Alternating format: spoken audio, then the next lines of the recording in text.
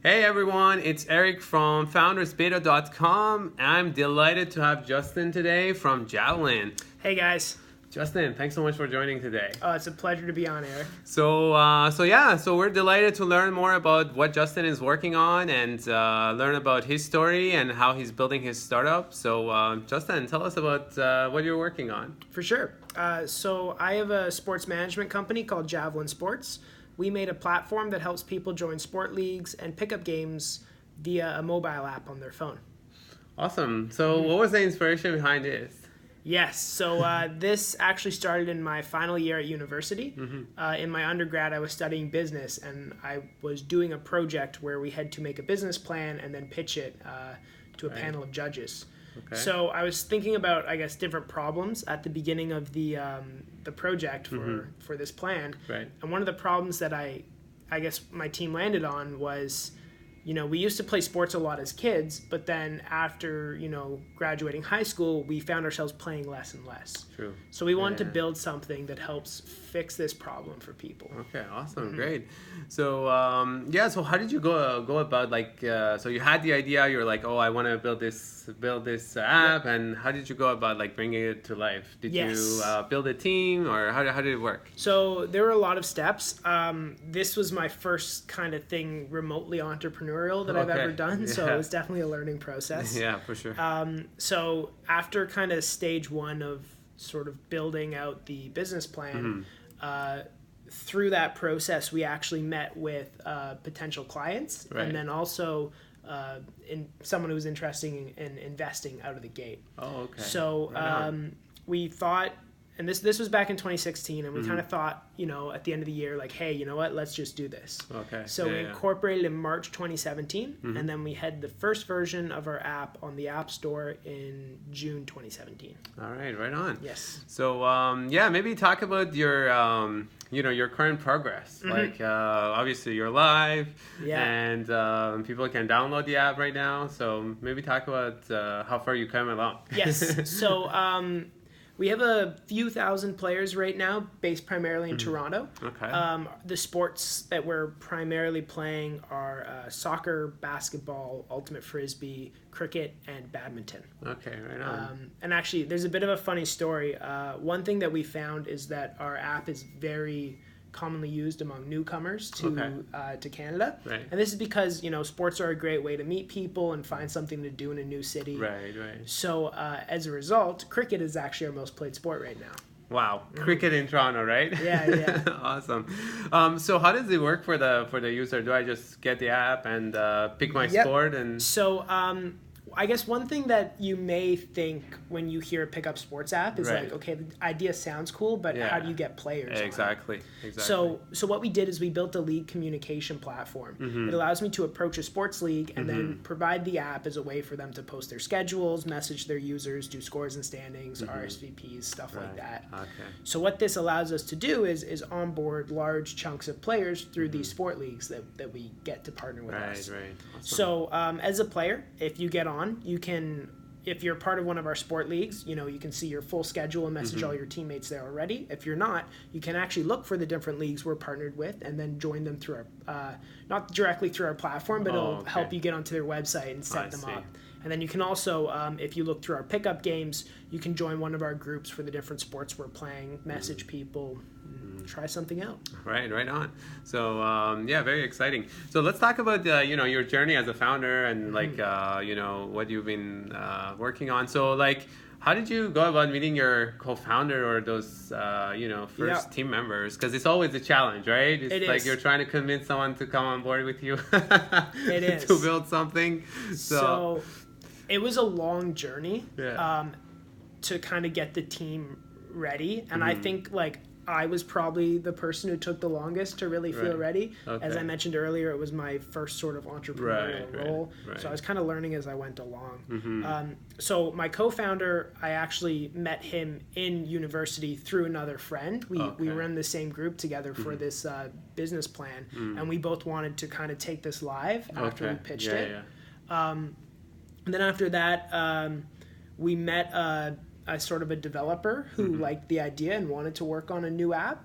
So we kind of got her to build the app through the initial investor that I mentioned earlier. I see. We set up everything, and she was really good developer. She managed to get it on the App Store in about 3 months. That's very good. Yeah. And then from then, it kind of just came down to slowly iterating the team. One thing that I personally found that helps a lot is getting people focused on just some kind of goal. Right. So I've been doing a lot of work on like clarity in terms of like, you know, what we're working on, what our current goals are. Exactly. And I found that helps with team cohesion a lot. Right. Yeah, for sure. Because I think motivation is a challenge in startup, right? It's a lot of grind. It's like, it definitely how do you get people motivated, right? Yeah. So, especially in the early days. But I totally agree. Like, I think having milestones, objectives, you know, try to keep it together, because otherwise it's just like, you know, motivation dies out very quickly, right? So, and I think one of the things also I learned is like having people that are like, you know, willing to stick a long term, you know, they're persistent, they're not just going to give up. So, but I think, you know, you building the sports app, I think that's people that play sports, I think tend to be more, you know, persistent at least, right? It's one thing we found is some of our users are sort of like diehards right now, where they're like posting in the app more than I am. Which is super cool to see. It's probably one of the most rewarding things ever is to see like people actually using this and enjoying it. Absolutely. Great. Yeah. So let's talk about a bit about, so you went out, you built your MVP, right? Like one of the biggest challenge for startups is the, you know, getting those first users, right? How did you go about getting those first, like 1 or 2 people maybe, just to be like, hey, like I'm building this thing, right? So so our first user base was actually a hockey league that was doing a 3-on-3 tournament. And that was part of the reason why we wanted to get the app out so fast, is because we wanted to get it on so we could help them run their season. I see. And this has been something that we've kind of found helps us out a lot, is not putting too much work into building before we actually test something out. So this allowed us to get a version of the communication, like the league platform out, so that these sport players, and it was mostly the parents kind of using the app, could, you know, see when all their kids' games were, see what their scores and standings were, message each other, and do all that stuff. Oh, for sure. Because I think one of the biggest thing is like startups spend way too much time building the product. You know, you literally spend 8 months without even talking to anyone, and then you go to the market, nobody wants it, right? So... and that's like a challenge, right? So I've got like I've got so much to say about that. Like, I mean, I tell you that like we tried to not be that startup, but we really were, because there were so many things that we built and we put a lot of work on that we shouldn't have done. If I were to do everything over, like before putting any work into the app, I would have just made a simple like Google form or a landing page for a certain sport, people who want to play pickup, and just got them to sign up and put their email in there, because that would have introduced us a lot to, like, you know, how people like to play pickup sports in Toronto. True. Absolutely. Yeah, I think that's a really good point for like just getting that idea out. You know, that Google form or like a landing page is so useful, right? But I also think you did really well, because you did like, you know, iOS and like Android in like 3 months. Like that's still, I think, pretty good. Like at least to have something, because most startups, if they're building like native apps, is like just one, and then the other one you don't know when it's gonna come out. Good luck, right? Yeah, it was. So we cut a lot of corners, I guess. But with that said, I mean, like the importance of getting something out there is it's so important that I'm fine to have cut them. There's obviously things that, you know, we need to continually improve now. We made the app, for example, in React Native, which gives you less control over what you're building, but it allows you to build code that's can compile into both an Android and an iOS app out of the gate. Awesome. That's great. So how about talk about the first version of the MVP, you know, like how did you try to cut down all those like features that, you know, potentially, because I see startups do, it's like so many bells and whistles for the first version, like. So I try to. So because like I said, and sorry I'm repeating myself, I really knew nothing going into this. Yeah. So there are a few books that I read to kind of take inspiration and figure out how best to sort of set this up. One of those books was called The Lean Startup. Right. So The Lean Startup says, build first, that's your step one, and then place that product in front of something or someone and see how they interact with it, how they like it.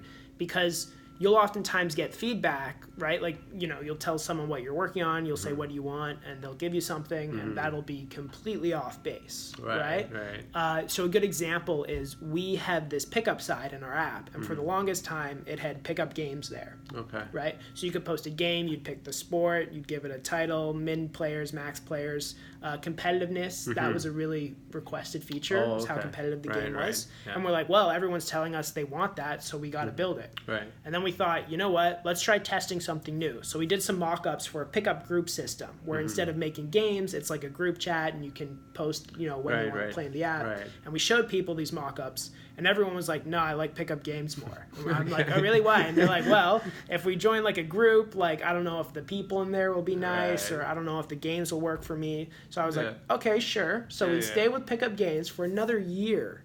Until we were like really like, you know what, we got to just test this pickup group thing. See what it is.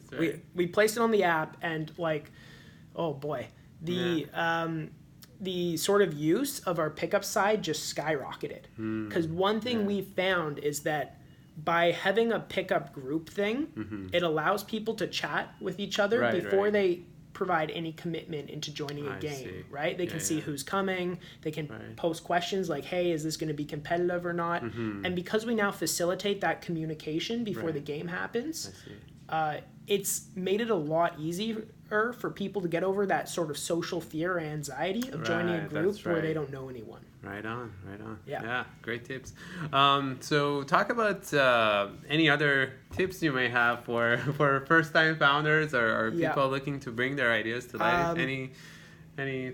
I would say my biggest tip, kind of circling back, would be build just the easiest version of whatever you want to build early. So for me, it would have been like a Google form. Right, literally. For a lot of other people, it can be, I don't know, if you want to do like a chat bot, it'll be you sitting on the other end of the computer, like talking to the person. See what's going on. It'll save you a lot of time in development, and it also helps you set up sort of all your back-end systems, because that way you're not assuming you need some kind of elaborate architecture that ends up not getting used. Oh, for sure. Because I think the problem with startups a lot of times is like, for the first version, they build literally a wedding cake, right? I always say build a cupcake first, right? It's like so many bells and whistles. So, but great. So talk about where can people learn more about the app, So I'm so excited. I actually downloaded the app right now, so I'm on it. But tell us. So our website is javlinsportsinc.com. If you just Google Javlin space sports, Javlin spelled Javelin, you should see us. And you can read more about us there. I'd love for you to download the app and check it out. For sure. If you don't see, I guess, the sport that you like on there, you can always request for us to add a new sport, and then we'll send you a message when that's on. Awesome, great. And you have a social media handle as well? People can follow you on so Twitter? You can follow us on Twitter or Instagram at @appjavelin. And from there, we kind of post some information on what we're working on. You can see some of our pickup games and stuff like that. Awesome. Great. Yeah. Well, Justin, thank you so much for joining today. It's been a pleasure. And we look forward to connecting with our audience and having you on our platform. Thanks. Yeah, my pleasure. All right. Awesome. Thanks. Cheers, guys. Bye. Bye.